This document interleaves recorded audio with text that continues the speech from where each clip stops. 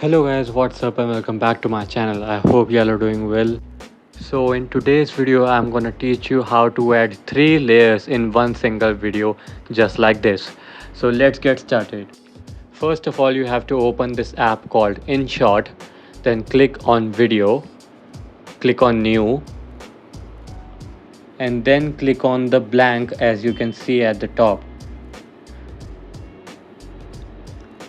Now as you can see the PIP written over here, which is picture and picture mode. Click on that and add a single video that you want to add. Size it according to your preference and adjust it accordingly.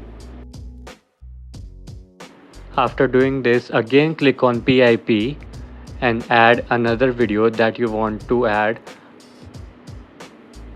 Adjust it according to the video's frame and pull it down at the bottom, or you can take it up as well, whatever your preference is, and do this again one more time to add the third video in your total screen. Again adjust it accordingly so that it fits right above the first and the second video, and now the effect is ready and you can enjoy it as you want.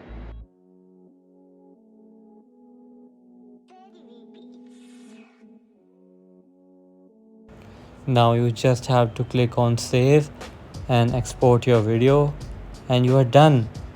Thank you so much.